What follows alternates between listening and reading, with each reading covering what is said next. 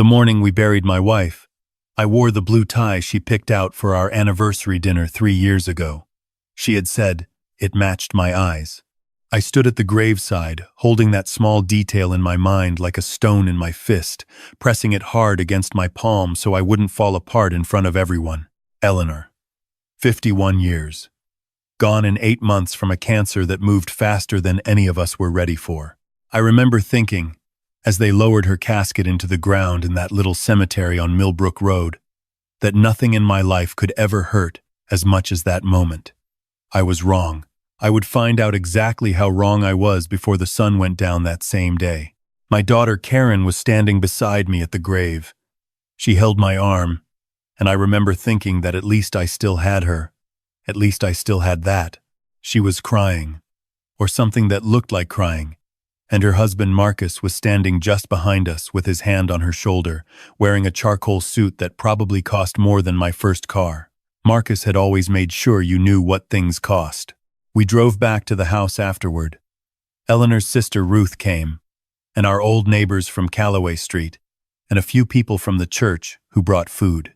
I sat in the kitchen in the chair I had sat in every morning for 30 years, drinking coffee with my wife, and I accepted casseroles and condolences until the room slowly emptied out. By 8 o'clock it was just me, Karen, and Marcus.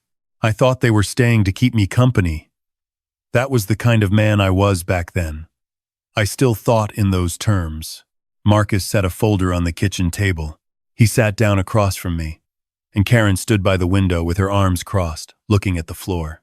"Dad," she said, and something in the way she said it turned my stomach before she said another word. "Not warm. Prepared. There's some paperwork we need to talk through," Marcus said. He opened the folder and slid a document toward me. Mom updated her will about 2 years ago. Karen is named sole heir to the property. I stared at the paper. I didn't touch it. "The house," I said. "The house." "Yes. And we've been thinking." Marcus glanced at Karen, who still wouldn't look at me. "We've been thinking that a place this size doesn't make sense for one person. The maintenance alone. And honestly, Dad, you're 67 years old. It might be time to think about something more practical." "This is my home," I said. "Eleanor and I built this home." Karen finally looked at me, and I saw something in her face that I had never seen before, or maybe I had never let myself see. A kind of distance, a decision that had already been made. "There's an apartment complex over on Henderson," she said. "Nice place. 1 bedroom. Marcus already talked to the manager." I sat there in my kitchen with my wife's potato salad still in a bowl on the counter, and I tried to understand what was happening. I was still wearing the blue tie. "We need you out by the end of the month," Marcus said. "That gives you 30 days. I want to tell you that I argued. I want to tell you I stood up and raised my voice and told them exactly what I thought. But the truth is, I had buried my wife 6 hours ago, and there was nothing left in me." I nodded. I walked upstairs and I sat on the edge of the bed we had shared for 40 years. And I looked at her pillow and I did not sleep. I called my son Daniel the next morning. He lived in Phoenix and he was heartbroken when I told him. But he was also 3 states away with 2 young kids and a job he couldn't leave, and there was only so much he could do by phone. He told me to get a lawyer. I wrote that down on a notepad and then sat looking at the words. I spent 2 weeks in a kind of fog. I started packing boxes. I kept picking up objects around the house, a ceramic mug she had made in a pottery class, a photograph from our trip to Vermont in 1998, and setting them down again because I couldn't figure out which box they belonged in. I couldn't figure out which box I belonged in. On the 15th day, I went out to the old workshop behind the garage. The workshop was mine. Always had been. Eleanor used to say it was the one room in the house that smelled like me sawdust and machine oil and the particular brand of coffee I'd been drinking since 1987. I had built things out there for 30 years. A crib for Karen when she was born, a toy chest for Daniel, a dining table that was still in the kitchen, the one Marcus had set his folder on. I hadn't been inside since Eleanor passed. I wasn't sure why I went that day. Maybe I just needed somewhere in the house that felt like mine.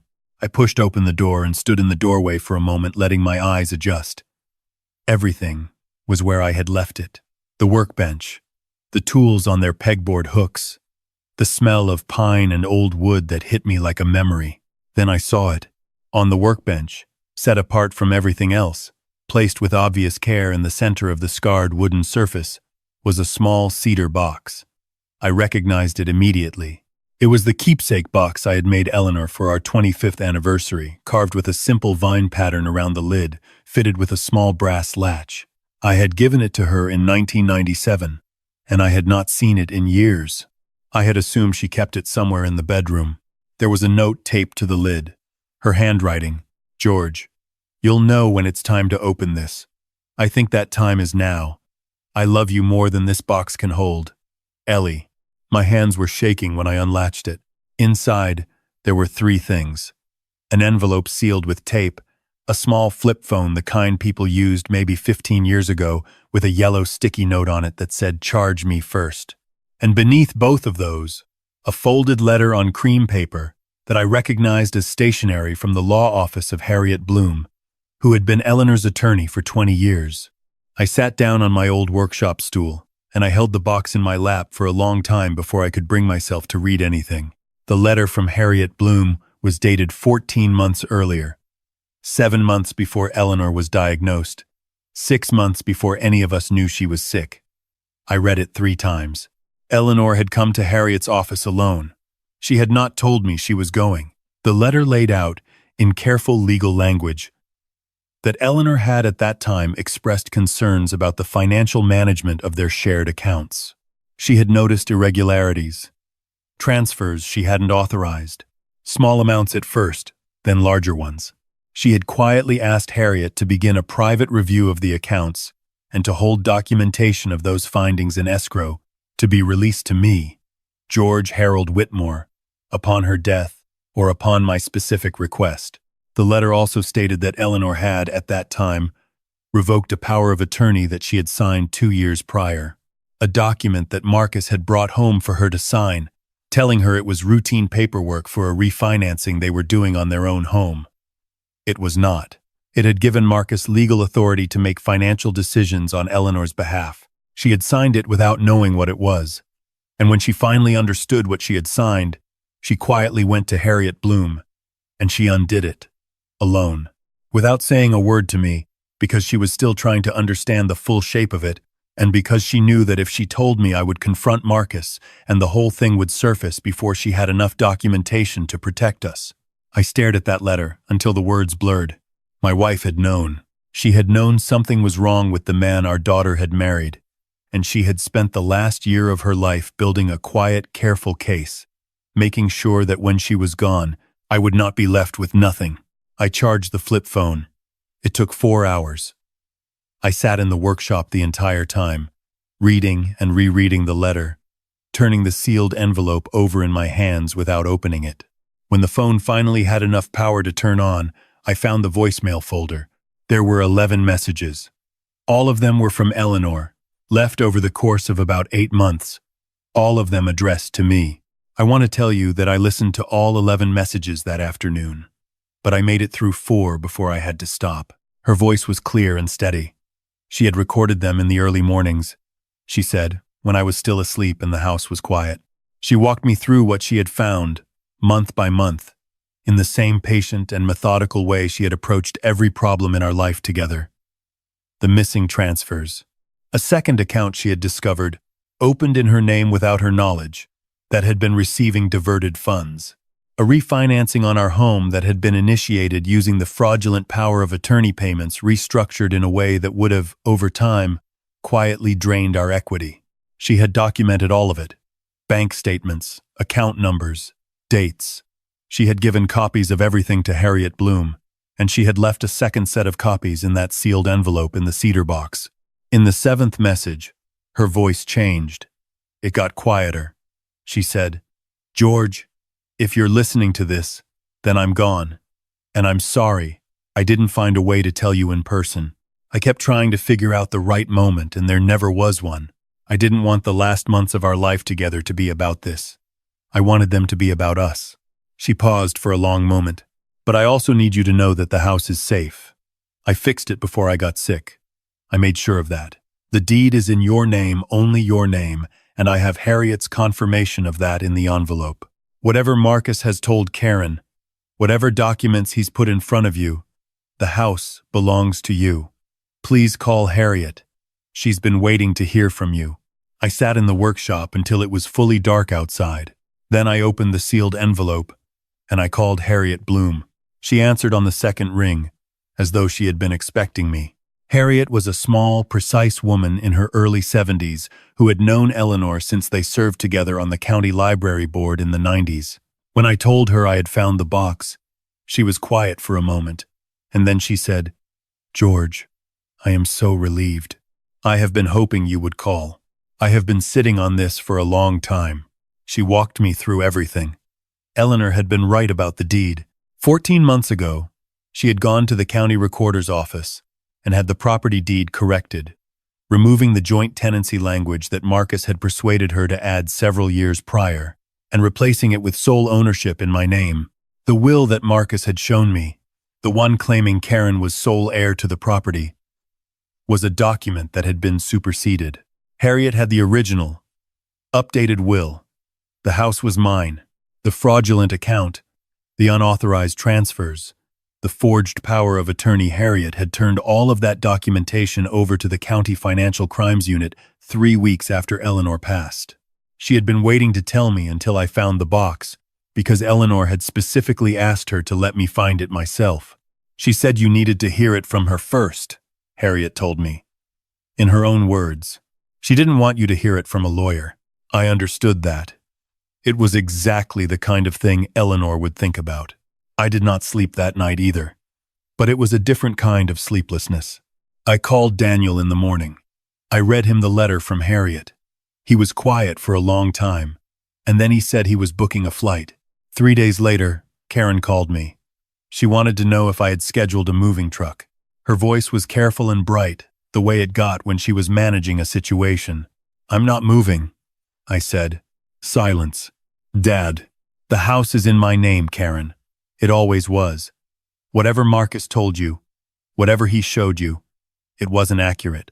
I think you should ask him about an account at Eastside Federal Savings that was opened in your mother's name in 2019. I think you should ask him about that before you call me again." I hung up. I am not proud of every moment of what followed. It was not clean or simple or satisfying in the way that stories sometimes are. Karen did not immediately believe me. She defended Marcus for almost 2 weeks, and those 2 weeks were some of the hardest of my life. Harder in some ways than the packing and the fog, because at least then I had not known the full shape of what I was dealing with. But then the Financial Crimes Unit contacted Marcus directly, and then Karen found the statements herself, in a folder in Marcus's home office that she had never had reason to open before. And then she called me, and she was not using the careful, bright voice anymore. She was crying, and it was real this time. And she kept saying, "Mom knew, Mom knew." How long did Mom know? And I sat with that question for a long time before I answered her. "Long enough to protect us," I said. That's what she was doing. She was protecting us. Marcus was arrested on charges of financial fraud and elder financial abuse in the spring. The case was not complicated, because Eleanor had made sure it would not be complicated.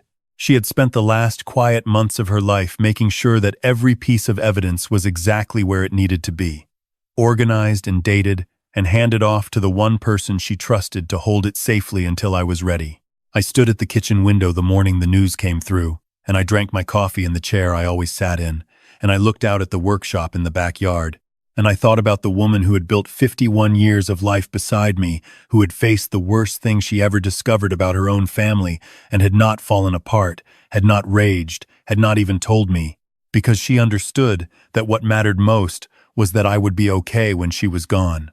She had been so many things in our life. She had been funny and stubborn and occasionally infuriating. She had remembered every birthday and forgotten where she put her keys every single morning for 30 years.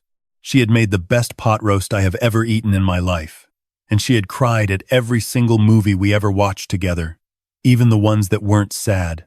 She had held my hand at my mother's funeral, and at Daniel's college graduation, and at every hard moment in between. And in the last year of her life, when she was already carrying a diagnosis she hadn't shared with me yet, She had also been a woman quietly and methodically dismantling a fraud, protecting a home, and recording 11 voice messages on a flip phone so that her husband would hear her voice when he needed it most. I still listen to those messages.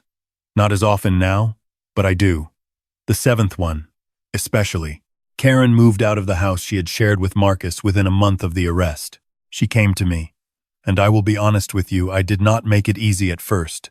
There was too much to work through. Too many nights of sitting with the question of how much she had known, how much she had chosen not to see. We had hard conversations. We had some that didn't go well. Daniel flew in twice that spring, and the three of us sat at the dining table, the one I had built 40 years ago, and we said things that needed to be said, and we listened to things that were hard to hear. What I came to understand, slowly, was that Karen had been managed. Marcus was good at what he did. He was charming and certain, and he had spent years making Karen feel that his way of handling things was the only sensible way.